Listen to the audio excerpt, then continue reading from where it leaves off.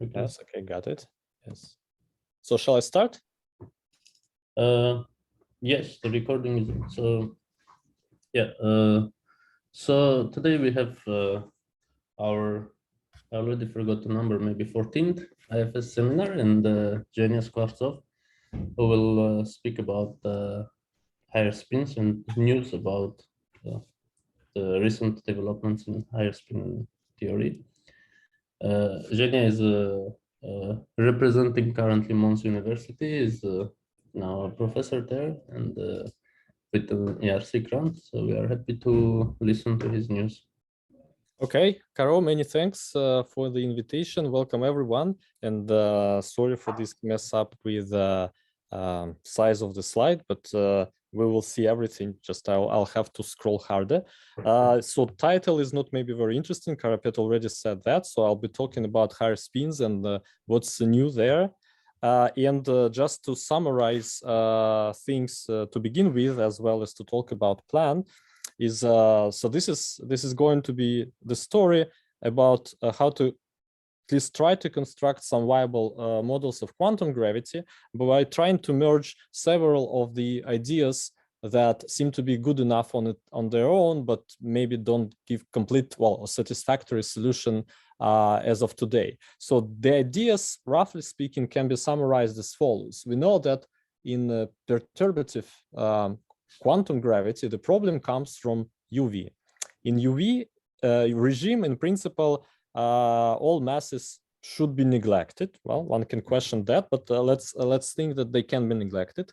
On the other hand, there are many ideas, for example, ADS-CFT correspondence or string theory, that don't immediately tell you that you need higher spin states, but they give you good indication that higher spin states, having them in your theory, should be necessary or maybe sufficient, just sufficient in order to get a viable model of quantum gravity. So on the other hand, ideas along supergravity lines tell you that the more symmetries you have, the better things should get. For example, the less counter terms you have at the quantum level. So if you combine all three of these ideas, you should be looking, well, it doesn't look like a stupid idea to look for extensions of gravity with massless states of various spins. And it's quite simple results to show that you need infinitely many of those. And of course, they come with some symmetries that I will be talking about shortly. And what can we do with this? So, however, constructing higher spin gravities is not that easy. There are many no-go so-called results because, well, if you can easily construct higher spin gravity, then you have quantum gravity models. So there must be some catch. So there are several of these theories known, or classes of theories known. They're all quite peculiar, and I'll describe the general story, the available results, and at the end I will be mostly talking about one particular example which we called chiral and constructed recently. It shows some nice UV behavior, and through ADS-CFT correspondence it can be related to so-called Chern-Simons vector models, which are theories, well, popular in condensed matter, and they are known to describe many second-order phase transitions in the real life. So this way, the theory turns out to be related to some kind of physics, but not kind of physics we think in terms of like quantum gravity theories, like fundamental models of interactions.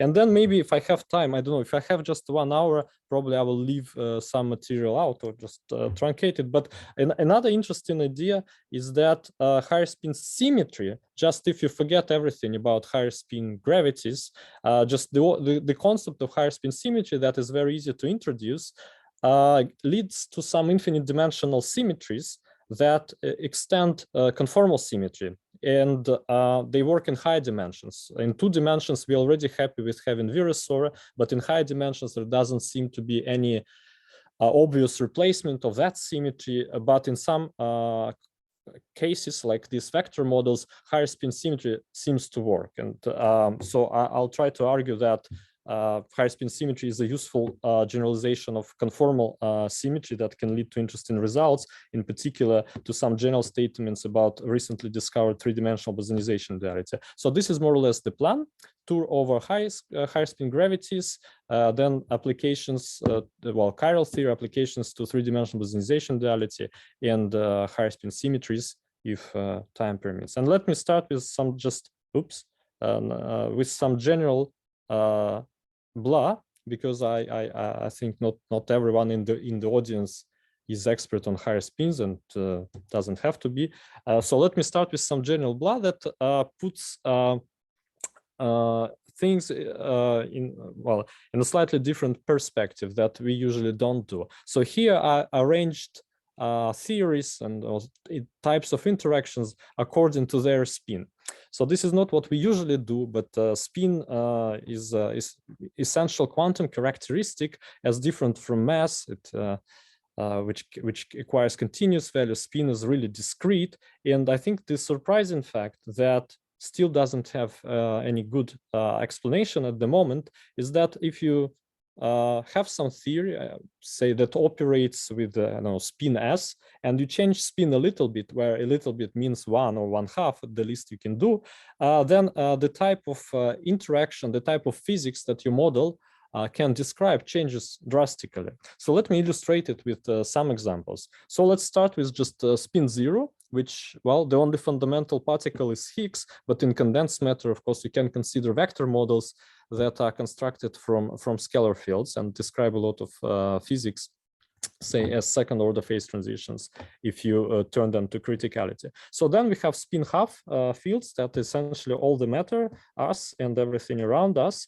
And then there is, okay, now I can use the, now there is some threshold, because starting from spin 1, things change, because starting from spin 1, you can have gauge fields. And gauge symmetries restrict interactions a lot, and you can use them as a guiding principle. So a toy model we can consider is taking a bunch of non-interacting massless spin 1 particles, number of photons, and just trying to make them interact, because non-interacting things cannot be observed, they're not interesting. So what's interesting about quantum field theory are interactions. So let's try to make them interact. And then, of course, as everyone knows, under certain assumptions, the unique solution you find are Yang-Mills theories. So somehow interactions of spin 1 massless fields are parameterized by Lie algebras. So somehow out of nowhere, just by asking how to make spin 1 fields interact, you arrive at the concept of Lie algebra, which was not there to begin with. So now if you say change the spin by 1 unit, you have spin 2, you can play the same game. Just out of curiosity, by taking a number of free massless spin 2 particles and asking what kind of interesting interaction they can have. The first solid result in dimension where graviton does have propagating degrees of freedom is that there is no color. So you can't play the same game as with Yang-Mills theory, but say in 3 dimensions and lower, and Karapet has some interesting papers on that, you can actually add color to gravity. But say in 4 dimensions and higher, you can't have color gravity. So graviton is essentially alone, because well, maybe that's okay, because that's the guy that should be responsible for the geometry of your space-time, and there must be just one particle doing that.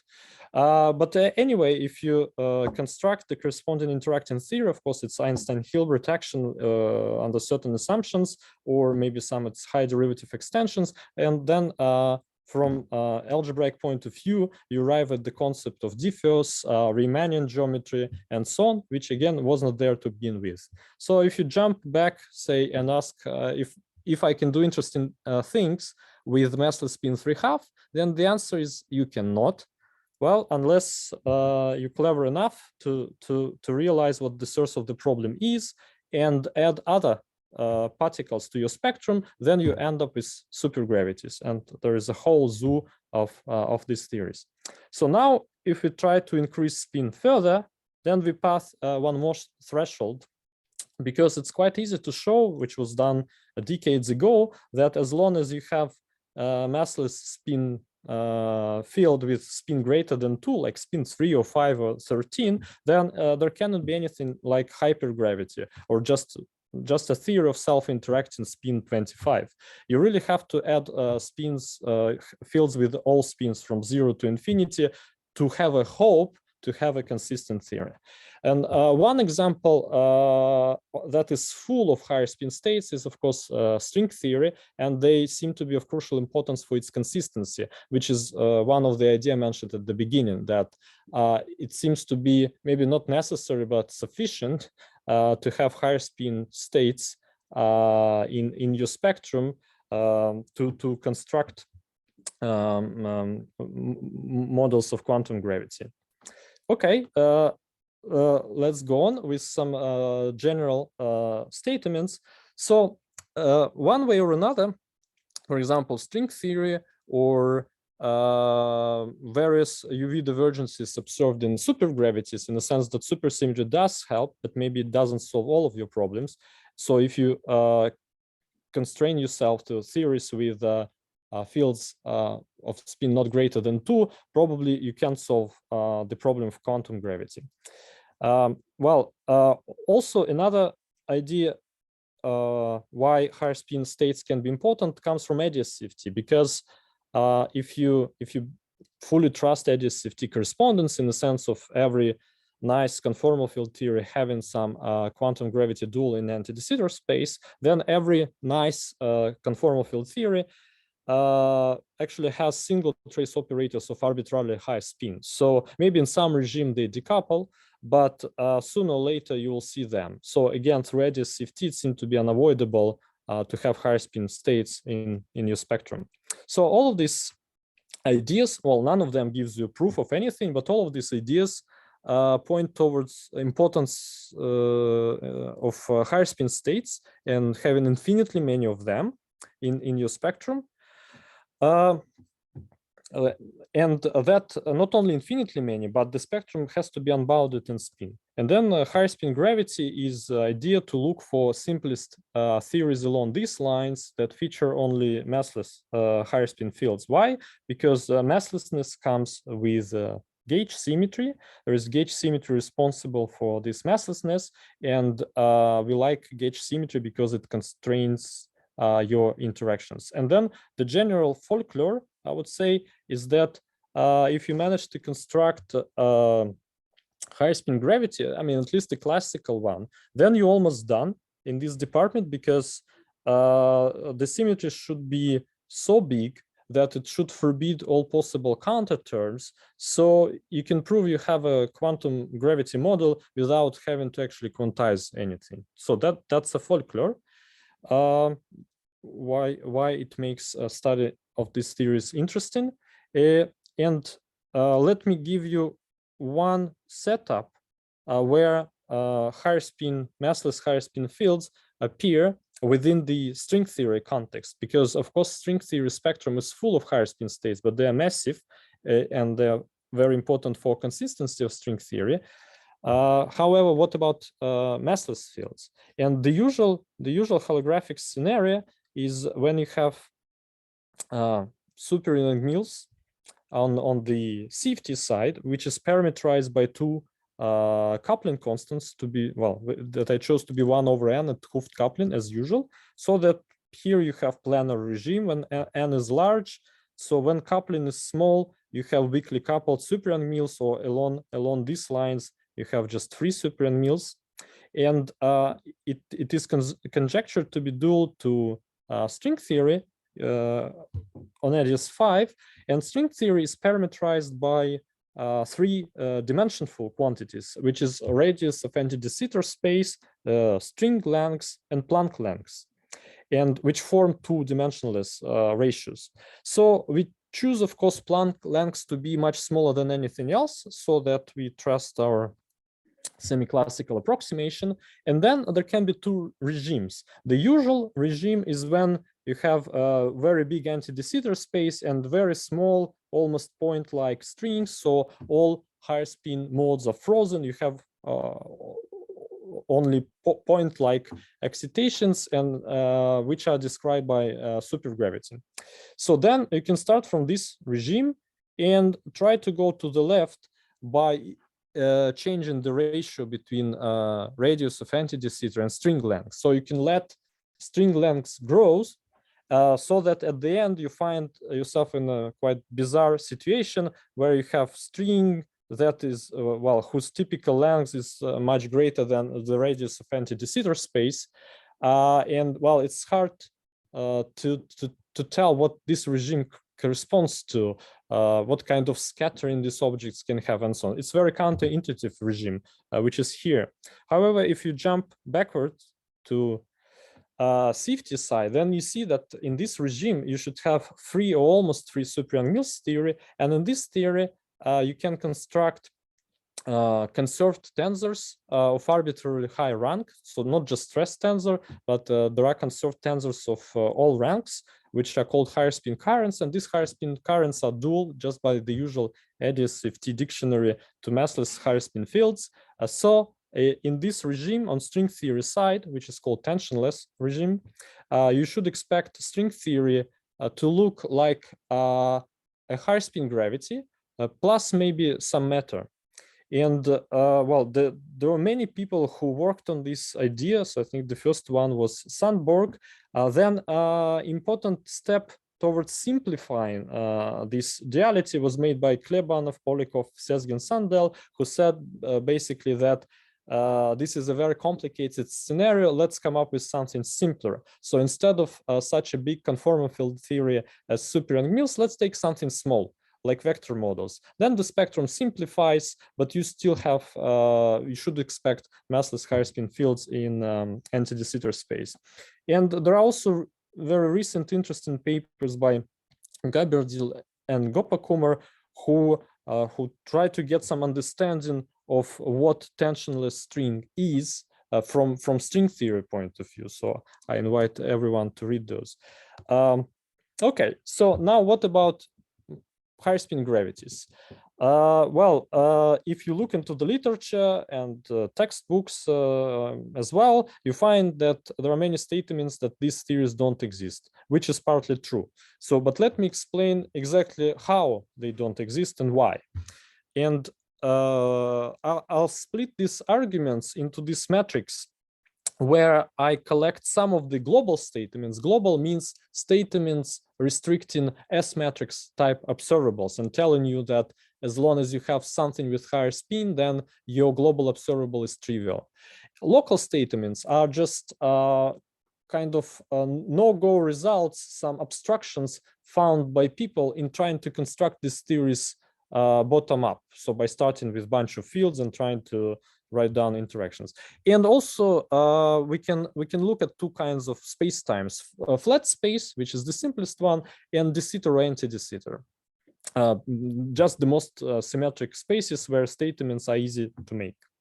And the oldest results are Weinberg low energy theorem and Coleman mandala, which basically tell you that as long as you have massless higher spin state in the bulk, which is of course described by a rank S tensor with this gradient type gauge symmetry, which is straightforward generalization of what we have for Maxwell or spin 2 diffeomorphisms.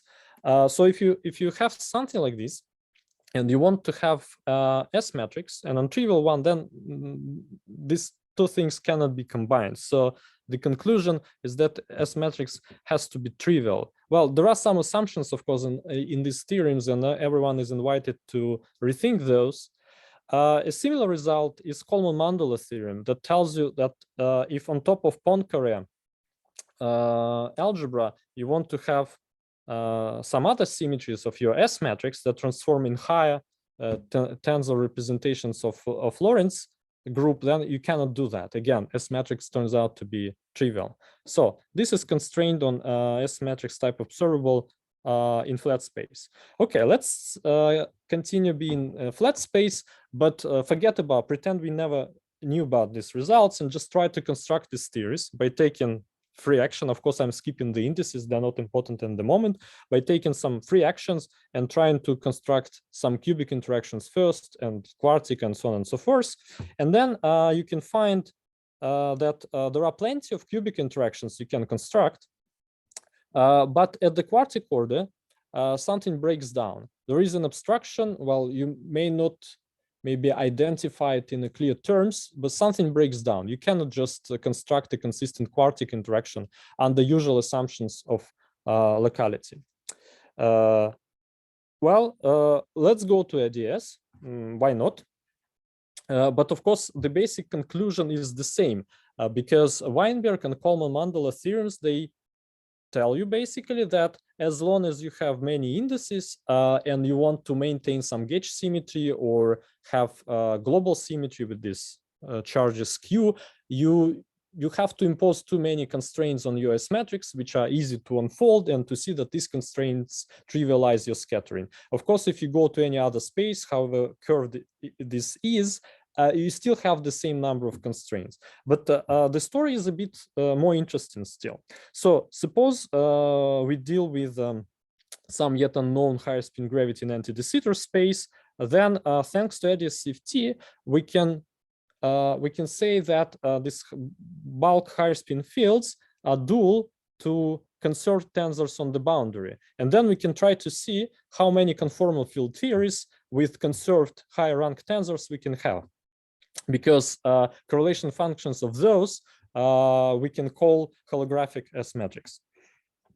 And then the theorem that was first proved by Maldacen and Lebedev in 3 dimensions, and then we extended it to any dimension by using some algebraic arguments and Alba-Diev by using CFT arguments, tells you that as long as you have higher spin conserved tensors in CFT in dimension 3 or greater than 3, then this CFT must be free CFT in disguise, maybe. So your holographic S matrix is given by free CFT, which I think morally is equivalent to having S matrix 1 in flat space. But there is an interesting twist of this story, because in the context of ADS-CFT correspondence, you don't have to, we don't just have in and out states. That's not maybe the right setup. So we have certain boundary conditions, and there can be several choices of these boundary conditions. And for one choice, yes, this is the result we have. But for some other choices, the holographic S matrix is given by Chern-Simons vector models, which is more interesting. So somehow secretly it tells you that there is something, that these theories reveal some hidden simplicity that we still should understand. But at least the S matrix doesn't look that trivial. It looks actually interesting because these models do describe some non-trivial physics. Okay, and the last piece of this no-go table is try to redo the same local analysis bottom-up in anti-de Sitter space. Well, again, thanks to ADS-CFT, you don't have to do any long calculation, even though there were people here who did this, because, well, when you have some quick argument, maybe it's a bit suspicious. So they did the necessary calculation to support it. But thanks to ADS-CFT correspondence, it's actually very easy to see that if you want to have a theory that is dual to some vector model, for example, to free one, so on the CFT side you have conserved higher spin tensors, then it's very easy to see that the quartic coupling has to be proportional to exchange. So essentially you have like 2 cubic vertices glued by lambda is the cosmological constant here by propagator. Of course, in field theory, we don't like such vertices because it's not any quantum calculation. We're just talking about action. And in the action, we don't want to have anything that looks like exchange. That would be too much and violate too many assumptions we usually make about field theories. So the conclusion here is that is basically the same, and you can get this result even quicker thanks to ADS-CFT correspondence, that local analysis invalidates Noether procedure, which is how we call the procedure of introducing interactions order by order. So what can we do about this? Well, maybe that's not very necessary. So let me go directly to the table of available higher spin theories. And I have two slides. One for the theories that are almost textbook in the sense that they don't make any strange assumption about anything and use, well, information that is basically available in textbooks. So it's very easy to see how these theories are constructed, that they obey the usual consistency conditions and so on. So the very rich story is in 3 dimensions, because because in 3 dimensions even graviton doesn't have propagating degrees of freedom. So all these theories turned out to be topological, but you can have a plenty of higher spin theories with massless, partially massless, and conformal fields. So the way it works is a straightforward generalization of the very old result that Einstein-Hilbert action in 3 dimensions can be rewritten as a Chern-Simons Getch theory for SL2 plus SL2. So now if you replace SL2 with something bigger, and almost every Lie algebra is bigger than SL2, then you find that Chern-Simons action, when you decompose it in components, look like a bunch of tensorial fields. So, and you can easily see that, say in the free theory, that equations of motion that these fields obey, they are straightforward extrapolation of those we have in higher dimensions. But now you have some interactions. Of course, the price to pay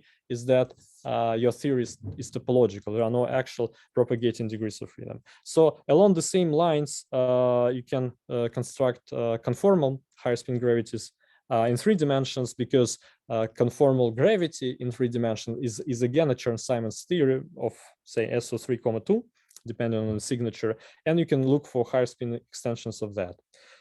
Then another class of theories proposed by Segal and Zeitlin by different means the same year is 4D conformal higher spin gravity. So this is an extension of Weyl gravity. So your action is not a Hilbert, is not Einstein-Hilbert action. It's action of Weyl gravity, which is Weyl tensor squared. And you can supplement this action in a very clever way by kinetic terms for some tensorial fields and interactions. And all of this you can obtain from effective action of free conformal field theories. I'm not going to explain the recipe, but this is, well, in few words, this is the usual recipe how you can derive Weyl anomaly. You take some matter, you couple it to gravity, compute effective action in 4 dimensions. There is a logarithmically divergent piece that contains Weyl anomaly, and Weyl anomaly is exactly the action of Weyl gravity. So you shouldn't be surprised that if you manage to couple your theory to higher spin fields, not only gravity to G mu, but to fields with more indices, and compute effective action, there will be a local piece containing not only Weyl gravity, but higher spin extension of that, which immediately tells you that theory is local, nice, diffeomorphism invariant, and so on. And there is another class that we constructed recently, or rather extracted from very nice papers by Mitsayev, written something like 30 years ago. So I'll be talking about this in a minute. So these theories avoid all no-go results, and all of them have very simple actions and are clearly well-defined. Just let me. So now let me come to other proposals, which are interesting on their own, but of course there is some price to pay, or there are certain things to be understood. So the first idea is you can call it reconstruction, which is the idea of reading ADS CFT as CFT ADS. So in the sense that you can take any conformal field theory you like, for example, even free conformal field theory, and you can try to write down something in anti-de Sitter space, written diagrams of which will give you exactly this correlation function. So you can try to construct theory by inverting ADS-CFT correspondence.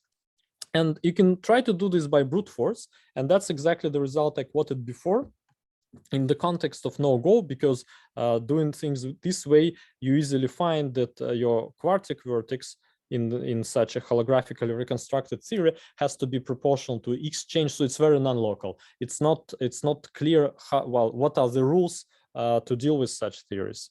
But maybe one day we will learn. So the same idea can be pushed, in fact, to all orders, which was done by Javicki, and there are recent papers by Aroni et al., which is called collective dipole. So the idea here is to take partition function of vector model, say, of free conformal field theory, and try to massage it by changing variables on the path integral, try to massage it in such a way that now it starts to look like a path integral over fields that have some interpretation of being in anti-de Sitter space. I would put it like this. So this action comes out to be even more non-local than in this approach, but since you started sort of with the right correlation functions, you can't get them wrong.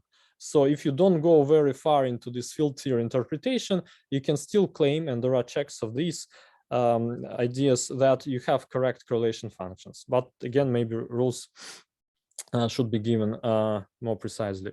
And okay, there's another idea. It's holographic RG flow, but it's a bit vague at the moment. Not many people worked on this. Then there are recent interesting papers by Harald Steinacker and collaborators that take IKKT matrix model in as an algebra. They take fuzzy hyperboloid, and since for us, say for higher spin people, this fuzzy hyperboloid is an example of the higher spin algebra. I'm not going into details here. It's possible to see that there are some higher spin fields in the spectrum of that model. And there is the oldest approach, which I called formal higher spin gravity here, which I think in modern interpretation can be formulated like that. You should look for a Q manifold, well, which is some vector space equipped with an odd nilpotent vector field. If you have such a data, then you can construct a sigma model like this, where this W are maps from your space-time X to your super manifold N, where Q acts. And here in space-time, you have algebra of differential forms that is equipped with the RAM differential. So you can write such a model. That was proposed by Vasilyev many years ago to do this for higher spins. And this construction reveals some very interesting relation to deformation quantization, formality, and things like that. And what's interesting about this is that there are certain algebraic structures in this approach that survive even very brutal non-localities. So you can do very non-local field redefinitions, write something completely nonsensical, maybe from field theory point of view, but certain algebraic structures are stable, which is interesting. But there is a price to pay that this approach is also very far from field theory. So in the following sense, that if you try to construct, well, first of all, Glenn Barnich and Maxim Grigoriev proved the theorem that in principle, you can write equations like this for any theory if you want. For example, you can take any gauge theory, and if you have a canonical BV-BRST formulation of that theory, then this Q that I have here is a certain reduction of that Q. So it's not very far from the usual BRST charge and things like that. So if you have a normal gauge field theory, you can always construct equations that look exactly like that. The problem begins when you want to construct your theory already in these terms, because this space of W's here is necessarily infinite dimensional for field theory. And if you expand this Q, of course, nonlinearities in Q, they correspond to your interactions. And these fields, when you write equations of motion, they are no longer just abstract coordinate on some supermanifold, they become fields. And part of these equations just express certain fields as derivative of other fields and up to infinite orders. So some simple nonlinearities present in Q can easily lead to some very non-local or even nonsensical interactions. I think quite vague statement that one can make here, which is basically from the theory of partial differential equations, is that if you have some space of W's that you're interested in, and the space of W's, the vector space, you can find just by looking at the free field theory and then introduce interaction as certain nonlinearities in this Q. So if you have some field space W, then in any reasonable measure, most of the Q's that you write will lead to nonsensical interactions. So the lesson here is that you have to fine-tune really carefully this Q to represent an actual field theory. For example, if you try to construct something textbook like phi to the cube, phi to the fourth, then you can write this theory in this way. But if you try to construct it just as abstract Q operator that squares to 0 in a certain space, most of these Q's, even though they have the right spectrum of fields, they will lead not to phi cube or phi to the fourth, something that is a bit meaningless and contains infinite tails and derivatives. So one should be careful here. And in fact, the only theory for which this problem is solved is actually the chiral one. So but I'll say a few words about that later.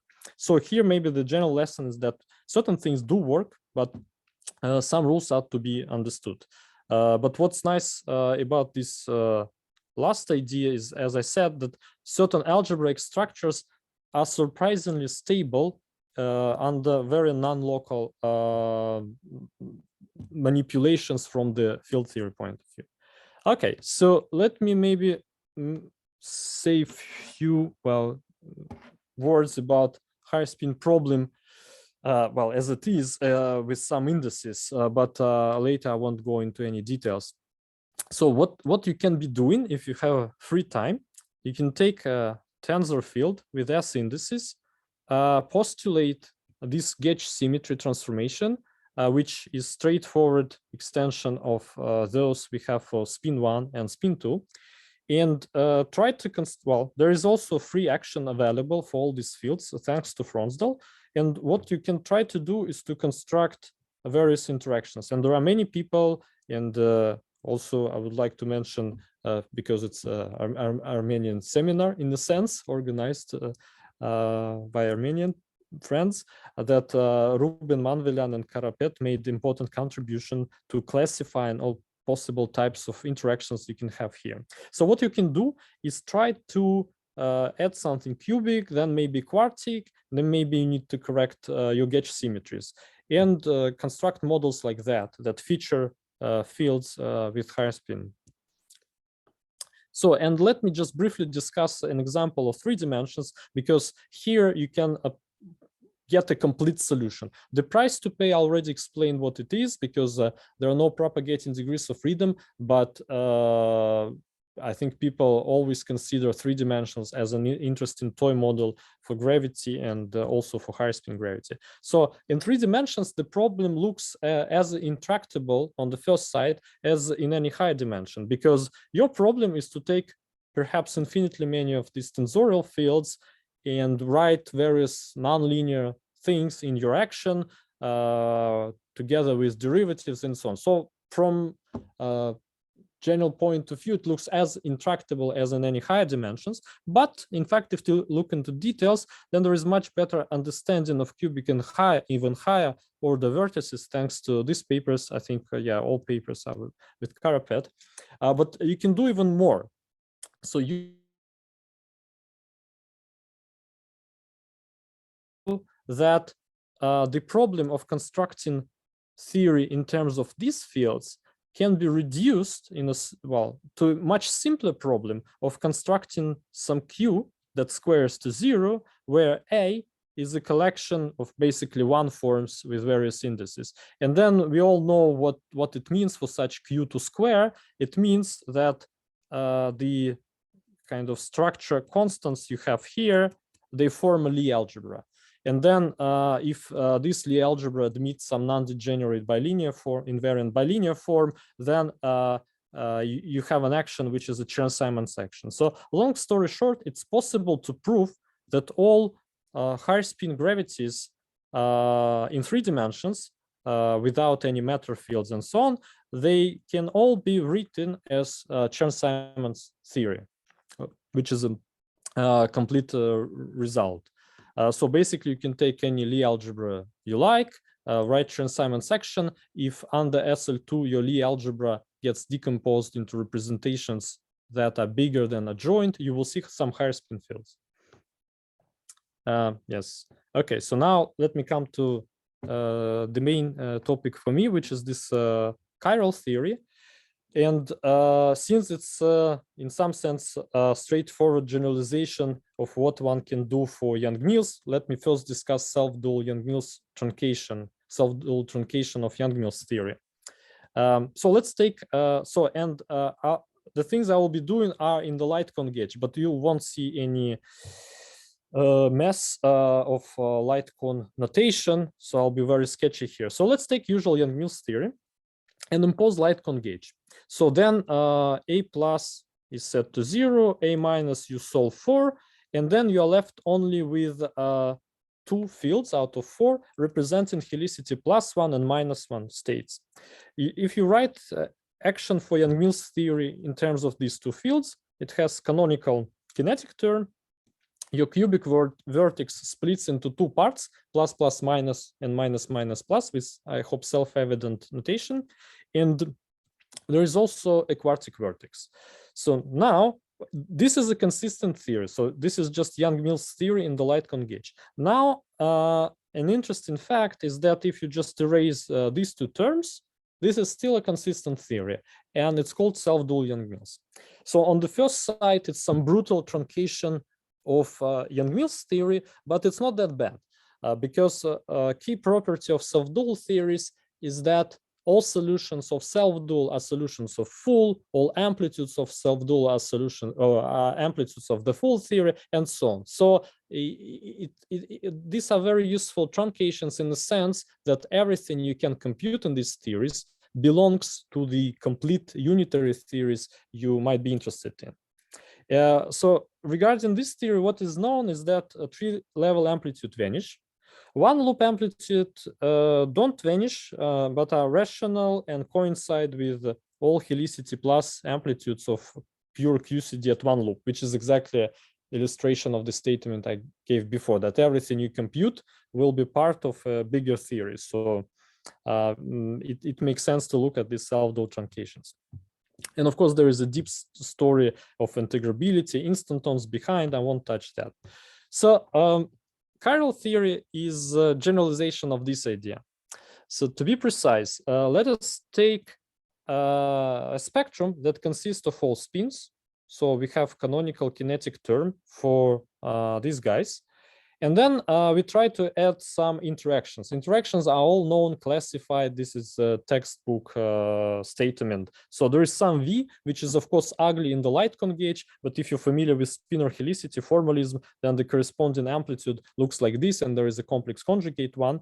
So then under assumption of Lorentz invariance, which is the main one in the light cone gauge, if you throw in at least one higher spin field with non-trivial self-interaction, so that at least one of these couplings is here, doesn't vanish, then there is a unique solution. You have to actually introduce fields of all spins from 0 to infinity.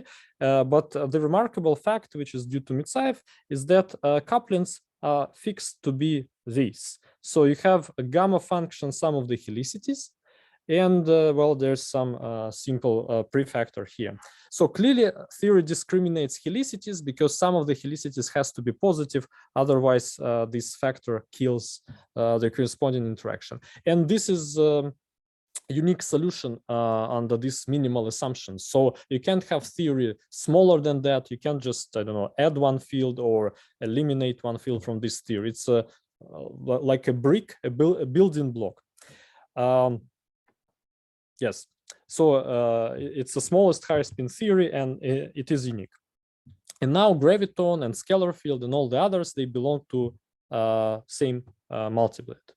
So what's known about this theory as a quantum field theory?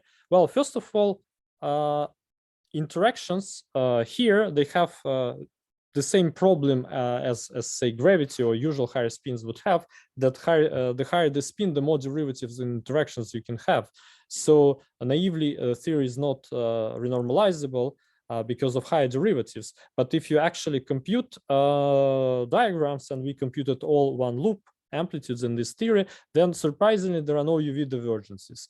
And in a sense, the effect is the same as n equal 4 super Young Mills, but infinitely many times. So to be precise, what happens in super Young Mills is that you can show this theory be renormalizable because it's just Young Mills with some other fields, but it takes you supersymmetry to show that in actual integrand, one of the momenta becomes external momenta, so you don't integrate over it and your degree of divergence gets reduced. So we have exactly the same thing here, but infinitely many times, because in principle we have infinitely many derivatives.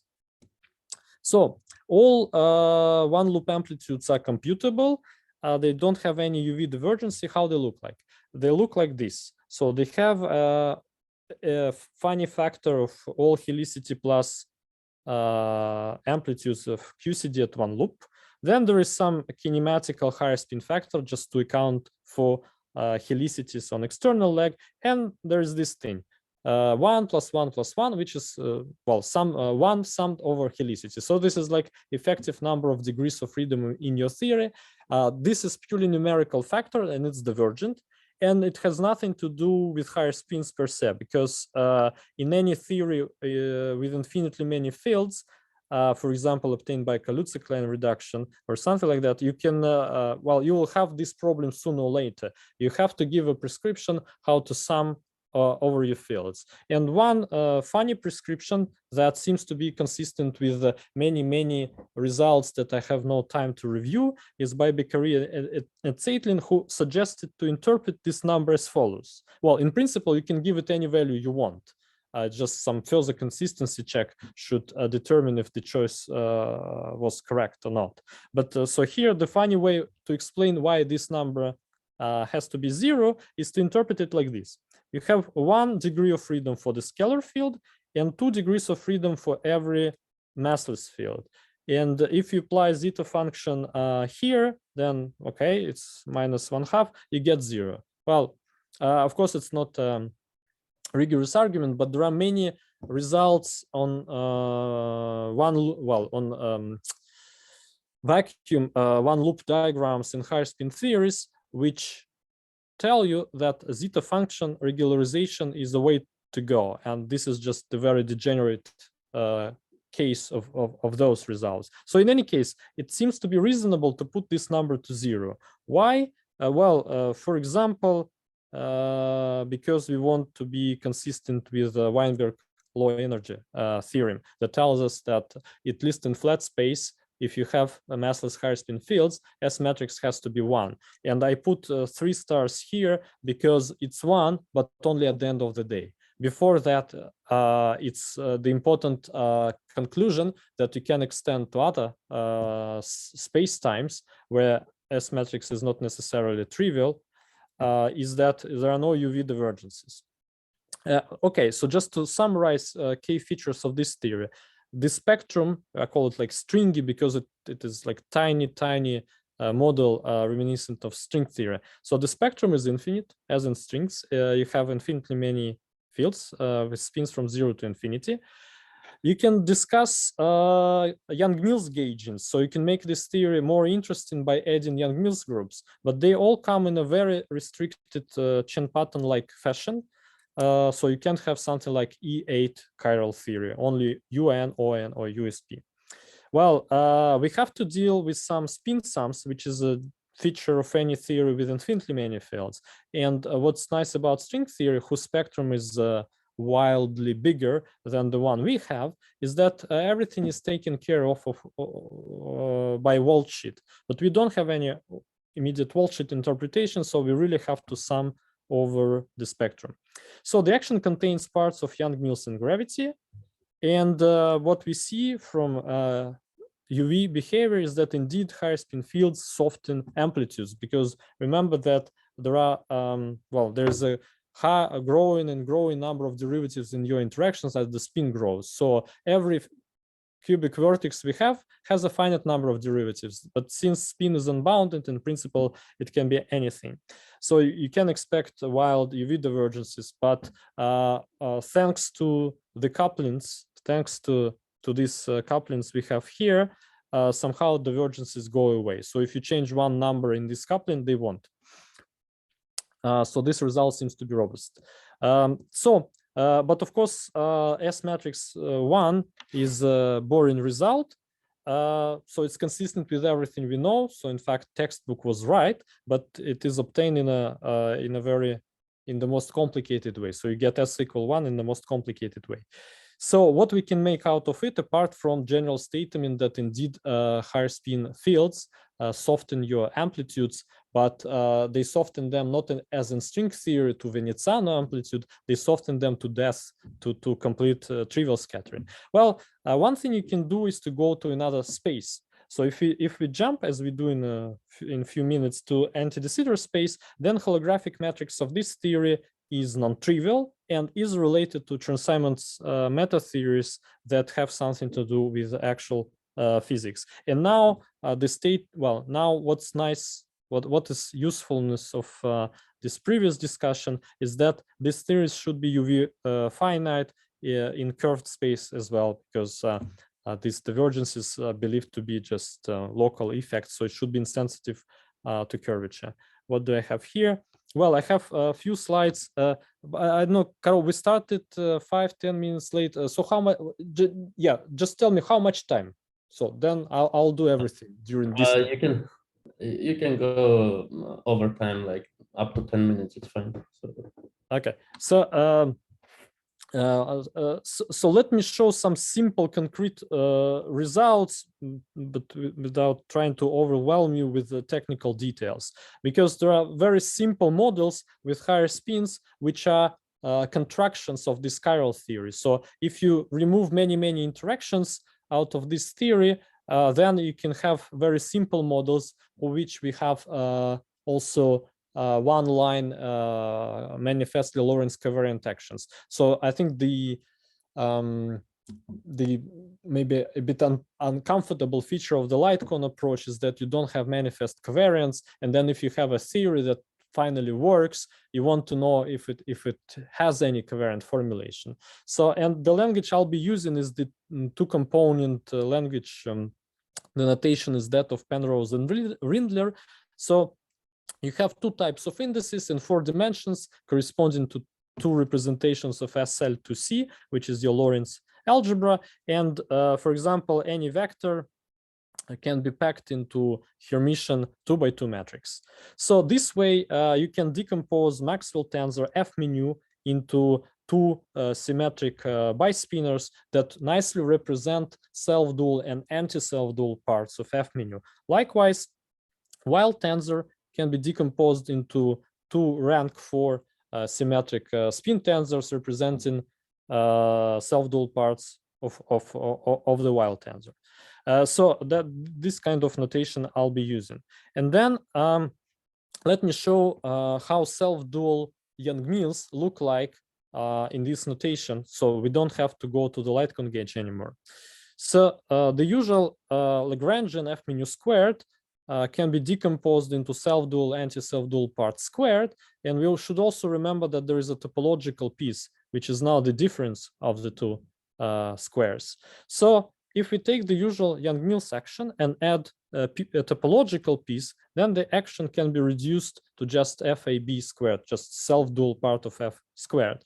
Then if you don't like square here, you can introduce an auxiliary field, just a symmetric bispinor psi, that allows you to represent F squared as a result of integrating this psi out.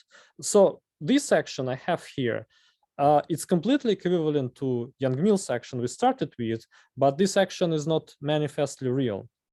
Moreover, if you drop this piece, then what you left with is exactly self-dual Young-Mills. And yeah, so this part is an important part, free action for self-dual Young-Mills theory, where I introduced for convenience the basis of self-dual two forms constructed out of Vierbeins. Very good. So this I skip. So what about higher spins? Well, so actually Twister people, Penrose and Pals, they thought about higher spins long before higher spin people started to think about this problem, because already spin 2 wild tensor in spinorial notation is a rank 4 spin tensor. So you want to write formulas keeping S as a free parameter. Otherwise, just there are too many indices. So what they found is that well, one feature of twistor approach is that it treats positive and negative helicity differently. This is exactly the feature that we can see in this action, because if you go to self-dual truncation, then psi, you'll find it that it describes, say, helicity +1, and omega will describe helicity -1. So you break your photon into two pieces with the polarization +1 and -1, and those go to different Lorentz covariant fields. So that's something that follows immediately from twistor construction, and somehow it also leads to very efficient computational tools for amplitudes. So one way or another, what twistor people found is that you can describe helicity S this way. You take a totally symmetric spin tensor of rank 2S, and say it describes helicity +S. In order to describe helicity -S, you need to take a gauge field. You need to take a completely different spin tensor that has two types of indices, but altogether 2S indices, and this is a gauge field. And there is in principle simple action for these guys. So what these fields are for the cases we are familiar with. So for S equal 1, this psi is just self-dual part of F mu, and this phi is just your gauge potential. For spin 2, psi is a self-dual part of Wild tensor, and this phi becomes part of spin connection of self-dual of self-dual part of spin connection. And there is also a bit more geometric construction of this action, where instead of dealing with a gauge field phi here, you pack it into one form, which looks a bit better. So you take a one form that has 2S minus 2 indices, and you write an action like this, where again H is just basis of self-dual 2 forms. So this action describes massless spin S field, and it's manifestly invariant under this type of gauge symmetry, where the last piece is to remove some redundant component sitting in omega. Okay, so this works for any spin, and in fact allows you to put massless higher spin field on any self-dual background. So nabla in this action doesn't have to be that of flat space or de Sitter anti-de Sitter. So which is a lesson in the sense that if we change our description from so-called Fronsdal fields, where you deal with tensorial totally symmetric fields in space-time, if you change these fields to these guys that are offered by twistor people, then you can go to self-dual spaces, while in terms of Fronsdal fields, the best you can have is our flat and de Sitter or anti-de Sitter spaces. So this action that they had some years before everyone even started thinking about higher spin problem already gives you extension a bit beyond of what people can even do now. And okay, what about interactions? Well, in order not to see all these indices, let me just take a bunch of these one forms that are used for to construct an action for spin S field here. Let me take a bunch of these one forms, introduce some auxiliary variable to just hide these indices into generating function omega. So now I can do two things. First, I can give this omega some Lie algebra structure in two different ways. So first of all, I can think of these individual fields as taking values in some Lie algebra with generators T alpha. Then I know what this bracket is. It will, of course, do nothing to this capital A indices. The whole commutator will be coming from Lie algebra. Or another thing I can do is, instead of introducing Lie algebra indices, I can give some Lie structure to these generating functions y. How exactly? I'll use Poisson bracket in R2 to do that. And then it's very easy to see that if in this free action I have on the previous slide psi h nabla omega, you just replace nabla omega with a full curvature f for Young-Mills type interaction, or you replace both H and F with F for this type of Lie structure, then what you find are a higher spin extension of self-dual Young-Mills and higher spin extension of self-dual gravity. So these are simple actions that can be easily shown to be gauge invariant. And in fact, interactions you have in those correspond to some contractions of chiral theory that was studied by Mitya Ponomarev before us. And the very last piece of progress is a couple of recent papers where we wanted to construct fully covariant formulation for this theory. Because what I have on this slide in a very sketchy form are certain parts of interactions that belong to chiral theory, but now in manifestly Lorentz covariant way.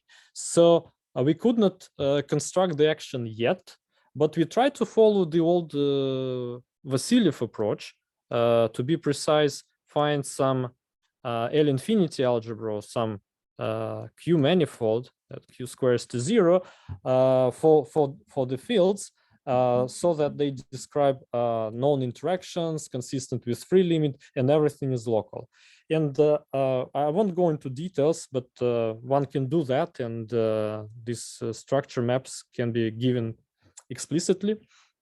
Well, maybe just a mathematical comment as for some reason not yet understood, the structure maps have something to do with the extension of Kontsevich formality that mathematicians still study.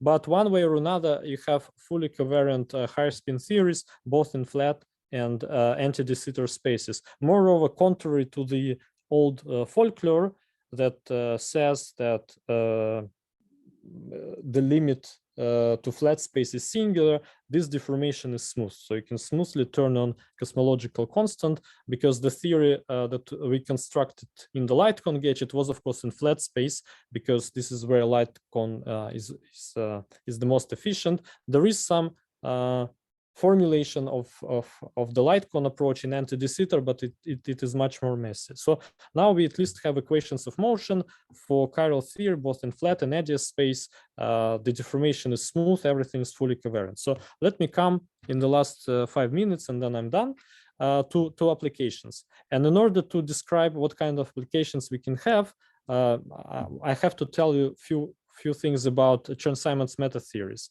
So these are some condensed matter models that describe second order phase transition in 3 dimensions. And there is a zoo of these theories in principle, but I'll give you the 4 simplest ones that you should be familiar with, at least some of them. So what we will do, so we are in 3 dimensions. So we take 2 basic types of matter, scalar or fermion.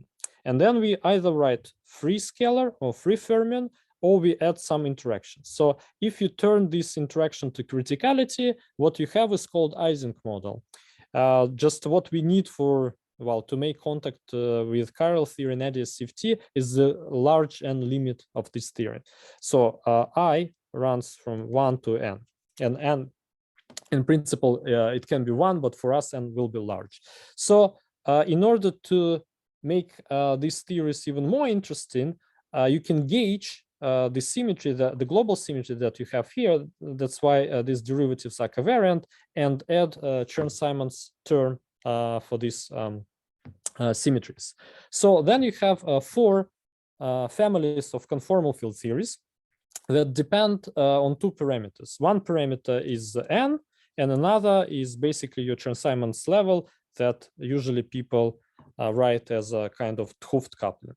Okay, these are nice conformal field theories in 3 dimensions that describe some physics, but what's even better, maybe, to one's taste, is that they were conjectured to exhibit some remarkable duality, in particular 3-dimensional bosonization duality, which is a conjecture that these theories, these 4 theories in this simple case, these 4 theories must coincide pairwise. So the way it works is as follows. For example, let me start with free boson, which was this d phi squared action. I turn on Chern-Simons coupling. I have a one parameter family of theories.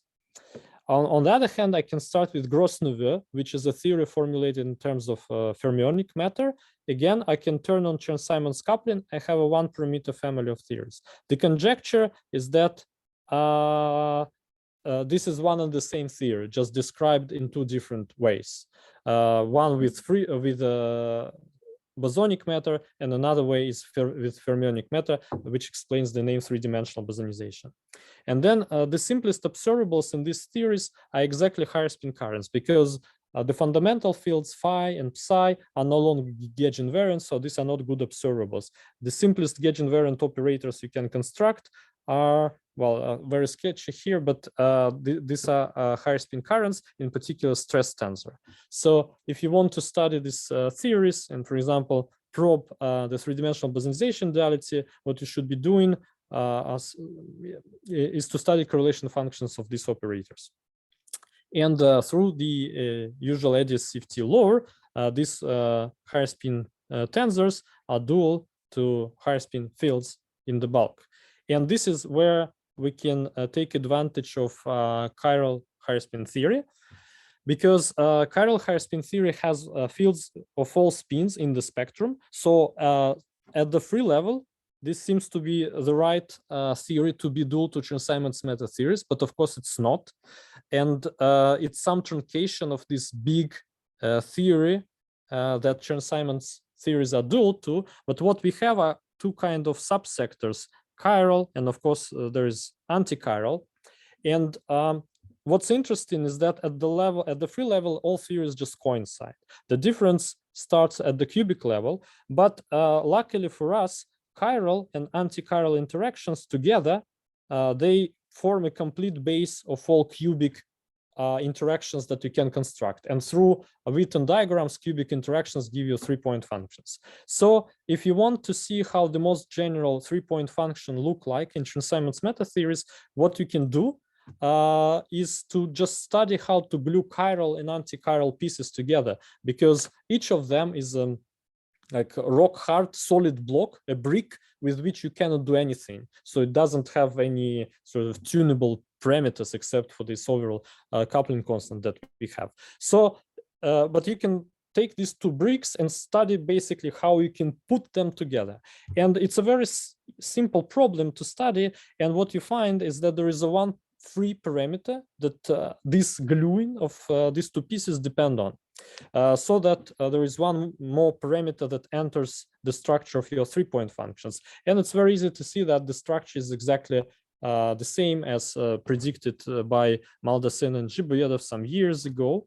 But approaching the problem this way, you also make bosonization manifest, because while staying in the bulk with higher spin fields, you don't actually know what kind of fundamental constituents you used on the CFT side to construct higher spin currents from. So what you see are fields, higher spin fields that are dual to higher spin currents. You don't know if they're constructed from phi or from psi. So if you can prove just from basically higher spin symmetry consideration that your correlation functions have this specific form, then you're done, because irrespective of what matter you use to construct a theory, correlation functions have to have this form. In particular, this gives explicit form of three-point functions that were not available before, so we knew only some pieces of that. So, and I don't want to go much over time, so there was some story of how to use higher spin symmetry directly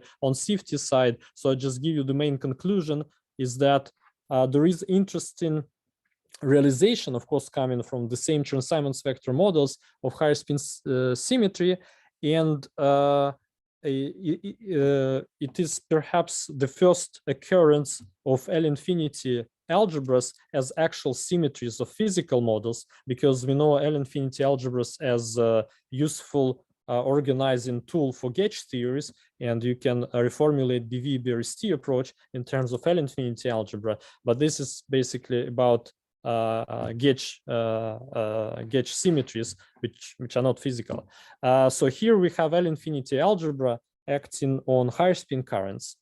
So it's not a usual Lie type symmetry. That's why it was difficult to predict it is there. And with some mathematical theorems, you can prove that there is a unique set of invariants of this symmetry that can serve as correlation functions in these models. And in fact, to the leading order, we even computed these correlation functions. So this sort of proves 3D dimensional bosonization duality, at least in the large n limit, in the sense that just from symmetry, you can argue that there is a unique invariant to be endpoint function. So I'm done. So let me just stress the main points that, okay, some higher spin gravities do exist. So all of them are quite peculiar.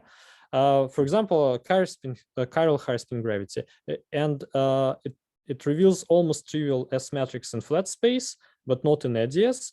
And it is some toy model with stringy features and shows in principle how higher spin fields can improve UV behavior. And well, there's some interplay between supersymmetry and higher spin symmetry in this sense, that higher spin symmetry can replace supersymmetry in some contexts. Well, just phenomenologically, so to say, we could apply chiral theory to compute all 3-point functions in Chern-Simons matter theories, which also proves three-dimensional bosonization to that order. But if we forget everything about higher spin gravities, the concept of higher spin symmetry, which I haven't actually introduced, can be quite useful for the same type of applications to Chern-Simons matter theories, where the symmetry manifests itself as some L-infinity algebra. And then one can try to prove three-dimensional bosonization duality by showing that there is unique family of invariants of that one. So optimistically, higher spin gravities can give some viable quantum gravity models that are not free of direct applications to physics. Thank you very much for your attention. Yeah, sorry for this improper formatting of slides, which forced me to scroll a bit more. Thank you, Eugene. So maybe we start with questions. Feel free to unmute and ask questions.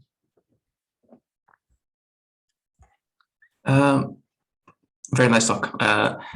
Maybe it's a bit of a silly question, but you said that this chiral higher spin theory in 3 dimensions, it has stringy features.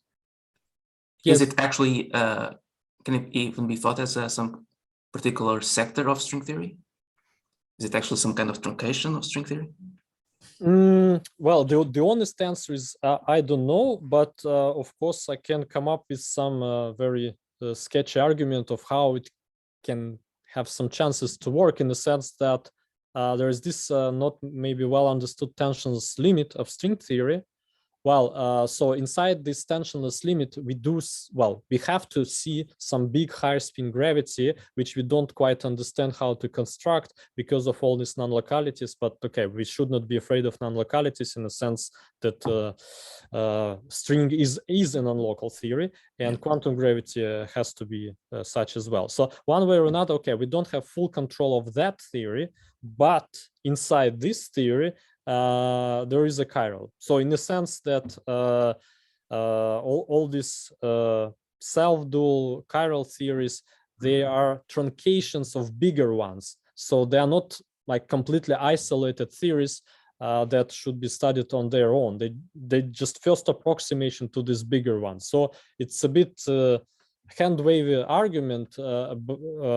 Well, for example, there are papers by Ziegel, Waffa, the old ones, where they make contact between certain string theories and self-dual gravity, self-dual Yang-Mills equations. So we can look for this along these lines or along the tensionless limit lines, because if you understand the tensionless limit of strings on ADS4 CP3, then there you should find higher spin gravity in ADS4, and inside this theory, there is a chiral theory as a perhaps maximally local subsector. So it would be nice to make it more precise, but yeah, at the level of hand-waving arguments, this should work. Because there are papers, for example, by Yin, and there are many authors on that paper, Abhijit Triality or something like that, who actually discussed this scenario that in one specific limit, strings on edges for CP3 are dual to higher spins, and inside exactly this higher spin theory, there is this chiral subsector. Okay. Thank you for the question. That was very useful for me. Yeah, thank you. Thanks.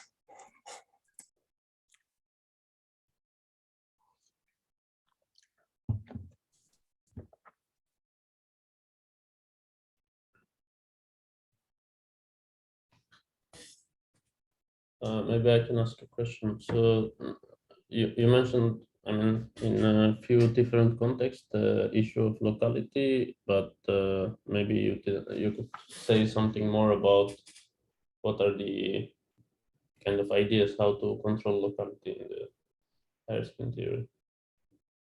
Well, okay, that's maybe the main question, of course, for people who work on this. So I think in general, quantum gravity or any quantum gravity model has to, well, exhibit some kind of non-locality. And of course, just textbook field theory approach has little to say about that. So we have to design completely new rules if we're going to proceed along field theory line at all. So at least in the context of additivity correspondence, I think it's well understood what kind of non-locality these theories are expected to have. So the main problem is to come up with some rules that allow you to work with such theories without appealing to additivity, because it's, well, in some sense, well, conceptually, it can be quite easy to say that if I have a vector model, I holographically reconstruct some theory in the bulk, and let me call it higher spin gravity. But can you write, say, couplings explicitly? Or, okay, if you can write, is there any more information you can get this way than was put in? Because you have to start with the correlation functions of your vector model, and if you rewrite them as some complicated interaction in the bulk from which you can get these correlation functions back, I would say thank you very much, but I knew them sort of to begin with. So the main question is if you can get more information about these theories, quantum gravity theory, this way.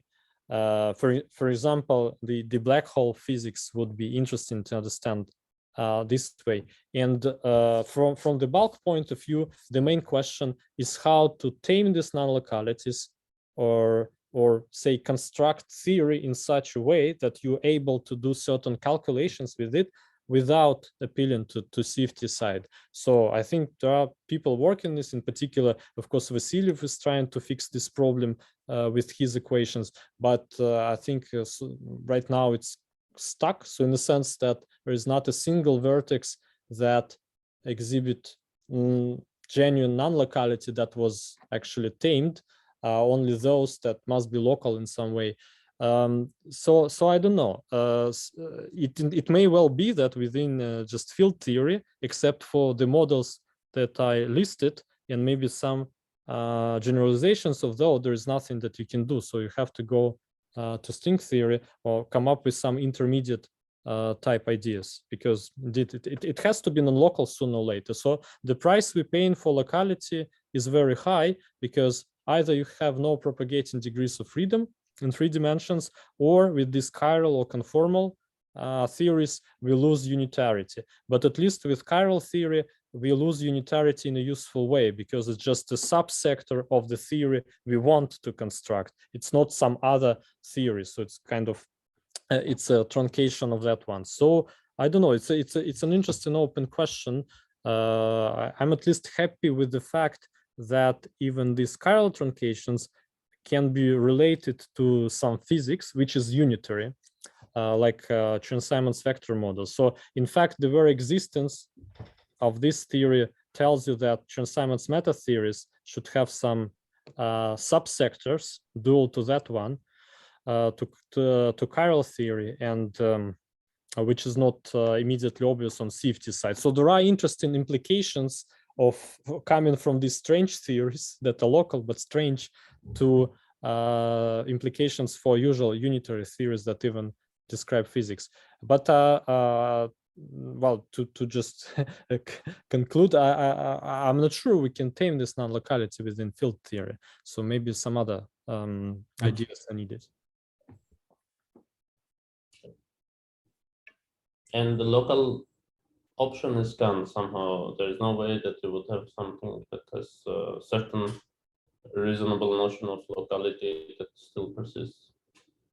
Yeah. So we need to define what's so the usual, like you fix spins on external lines, you have finite number of derivatives. This is shown to be wrong. So you can't do that unless you are in these truncations. For the say full theory that is due to Chern-Simons meta theories, this is certainly not the case. There is explicit calculation by our friends that, well, shows this to be wrong. So then you can look for some maximally local subsectors and treat them carefully. And maybe this will, well, trying to move out of these local subsectors can teach us some lessons.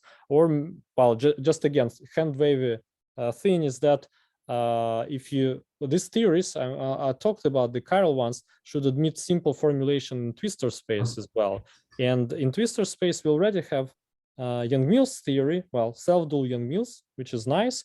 But if you want to understand how full Young-Mills theory look like in twistor terms, you have to introduce some non-local interaction. But it works because the notion of locality in twistor space is completely different.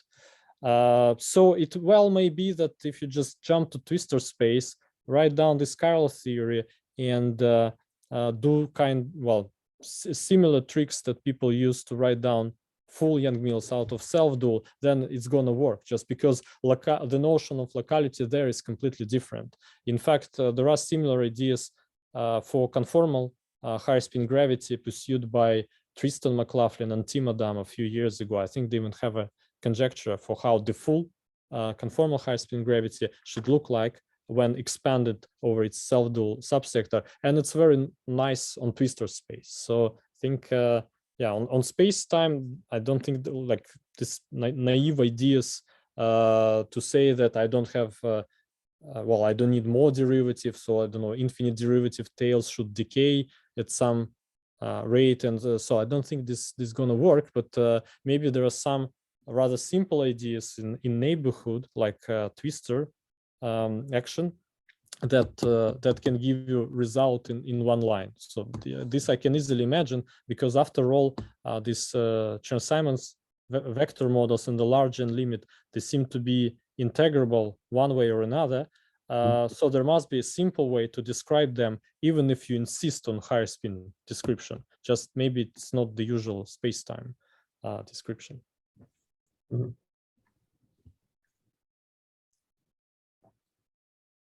There is a colleague who says in many of his talks, space-time is doomed. Yeah, I think I've heard that, but yeah, who says this? I just forgot. I heard a few times of some talks of Nima. Ah, yes, right. Yeah, yes, he says many things. You have to replace the notion of space-time with something else. Yes, maybe, but I'm not against. But what I think is nice about this. Any concrete suggestion what to kind of replace it with? Yeah, so it can sound a bit hand wavy, but I think what's nice about these higher spin models is that, well, not only you can relate it to some physics, but also it has one leg in just mathematical physics. So these are not phenomenological models where you have hundreds of parameters, you put in some random interaction terms, and happy with that. So there are these high symmetries that fix many things. They also make your life complicated because of this non-locality problem. But on the other hand, they also fix or restrict many things for you. So I think having this 1 foot in mathematical physics is nice, because you can prove results, prove statements. So Yeah, also get some ideas from there, I guess. Yeah, also get some ideas. So, for example, in this Vasily approach, I'm still fascinated by the fact that there are algebraic structures that don't care about locality at all. So you can have horribly non-local interaction that doesn't make any sense, say at the level of correlation functions, but mathematical structure in terms of L infinity is well defined and has some deep roots in extensions of formality that are not well understood at the moment by mathematicians themselves. So that's interesting. So I'm in fact optimistic, just maybe not naive ideas about number of derivatives here and there, but maybe something behind the corner like twistors, which also people discuss a lot in higher spin context, because many structures look like, well, it's not immediately twister, but they have twister origin. And also, well, it came as a surprise to me that twister people, in fact, knew a lot about higher spins and possible interactions even before people started to be interested in higher spins. They just went other directions. So maybe they just left some treasure behind the corner. So in the sense that simple modification of what we know can lead to meaningful result. Mm-hmm.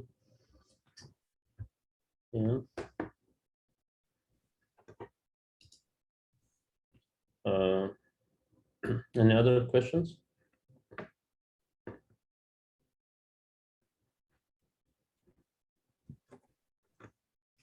Maybe we can stop recording and have more informal discussion.